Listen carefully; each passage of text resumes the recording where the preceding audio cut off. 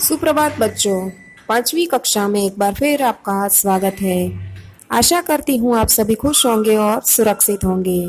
आज हम सीखने वाले हैं हमारा 11वां चैप्टर, जिसका नाम है सच्चा बालक। इस जीवन प्रसंग में सच्चाई का महत्व बताया गया है। जीवन में चाहे कितनी भी मुश्किलें आए, पर जो मनुष्य अपने आदर्शों को नहीं छोड़ता है वही महान बनता है।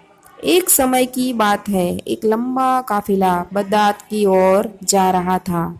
रास्ते में उस पर डाकू टूट पड़े और लूटमार करने लगे।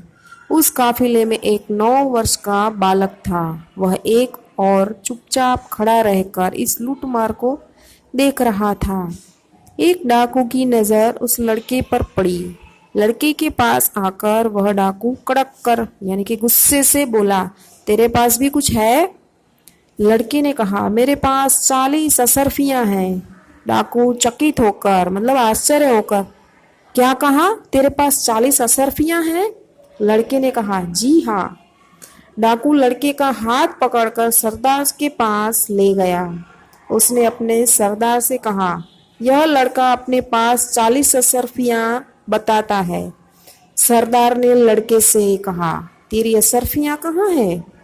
लड़के ने अपनी सदरी को फाड़कर उसमें छुपी असरफियां निकाली। उन्हें सरदार के सामने रखते हुए कहा, यह देखो। सरदार ने आश्चर्य से कहा, लड़के, असरफियों को इस प्रकार से रखने का उपाय तुम्हें किसने बताया? लड़के ने कहा, मेरी माँ ने इनको सदरी में अस्तर में सी दिया था, जिससे किसी को पता ना चले। सरदार ने कहा, तो तूने अशरफियों का पता हमें क्यों बताया? लड़की ने कहा, मैं झूठ कैसे बोलता? मेरी माँ ने कहा था, बेटा सदैव सच बोलना, झूठ बोलना पाप है यानी कि बुरी बात है। सरदार डाकुओं से कहते हैं, यह छोटा बच्चा अपनी माँ का इतना कहा मानता है कि ऐसे संकट में भी झूठ नहीं बोला।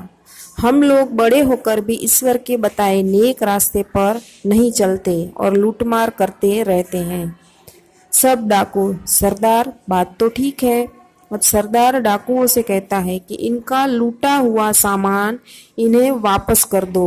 डाकुओं ने सब सामान वापस कर दिया और आगे सभी लूट मार न करने की प्रतिज्ञा ली। सच बोलने वाले इस बालक का नाम अब्दुल कादिर था। वह बड़ा होकर यह बालक महान संत हुआ। उनकी समाधि आज भी बगदाद में है। वहाँ प्रत्येक वर्ष बड़ी संख्या में लोग दर्शन के लिए जाते हैं। यहाँ यह पाठ पूर्ण होता है। आशा करती हूँ आपको यह समझ में आ गया होगा। धन्यवाद।